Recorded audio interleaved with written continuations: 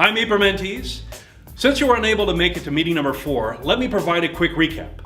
At meeting number 4, we discussed personal protective equipment, or PPE. We looked at the importance of different types of PPE and what injuries each type prevents.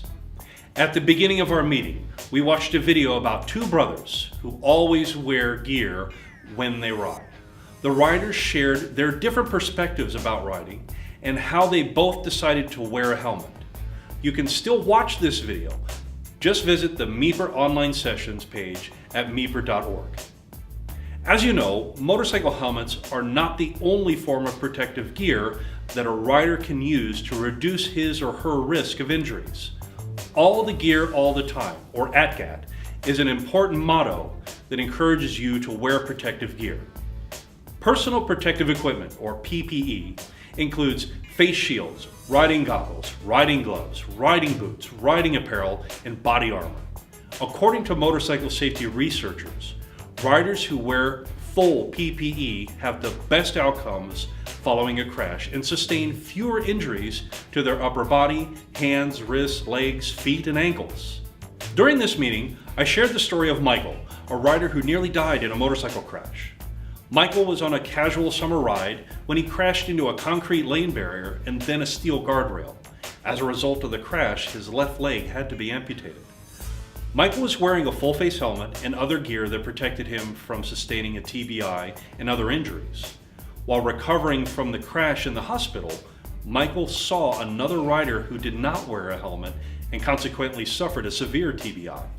Since recovery, Michael has been an advocate for riders wearing a helmet every time they ride. Let's discuss the various types of PPE items that are available. Face shields are a very important piece of PPE as they prevent you from being hit in the face by flying objects and they keep wind from drying out your skin and eyes. Riders who wear face shields sustain fewer facial injuries in a crash than those who do not.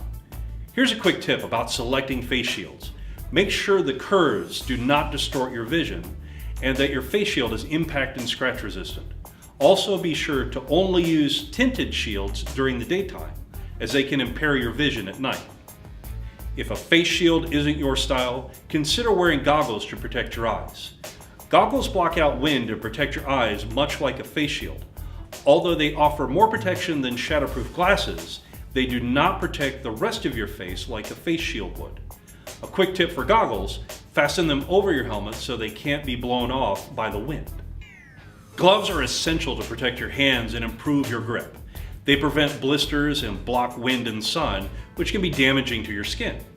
Gloves also prevent cuts, bruises, and abrasions in the event of a crash. Make sure they fit properly. If your gloves are too loose, gripping your bike may be difficult, and if the gloves are too tight, the blood flow to your hands will be reduced. Boots are essential PPE for feet and ankle protection. They prevent stones and hot engine parts from injuring your skin and help you keep a solid grip on the motorcycle's footrests. They also prevent foot and ankle injuries if a crash happens. When I need new riding boots, I always look for rubber-soled, over-the-ankle, water-resistant, and well-ventilated boots. This type of boot will provide the best protection. General riding apparel, such as riding jackets, riding pants, and long sleeves, is also very important for protecting your body during everyday riding or in the event of a crash. Proper apparel often has extra padding to prevent injuries and specialized abrasion-resistant fabric to reduce the risk of road rash. In addition, some apparel has overlaps or flaps that help keep out the wind while allowing some airflow, which is helpful during warmer weather. Make sure your riding apparel has fitted cuffs and waistbands to ensure the apparel cannot get caught in your motorcycle. Also, consider wearing multiple layers so you can remove them when necessary. The final type of PPE is body armor, which provides an extra layer of protection for the rider. There are 3 different types of body armor. 1, memory foam armor, which is similar to the material inside football helmets and offers some level of impact absorption. 2, hard armor, which is generally impact-resistant plastic with a foam interior. And 3, foam armor, made with inexpensive foam and offers some level of impact absorption. Body armor is built into some riding apparel and can be worn underneath any riding gear for added protection. There are a lot of great gear options to help you ride safe and get the most out of being on the road.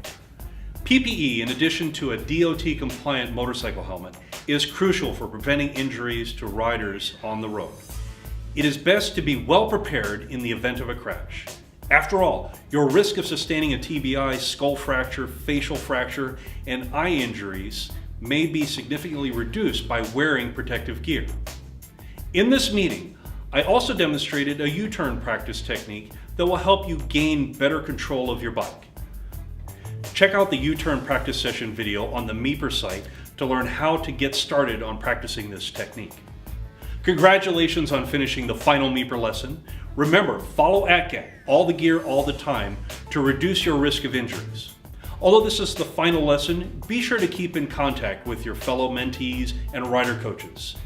We hope that this program has helped you increase your knowledge of motorcycle safety and improved your riding skills.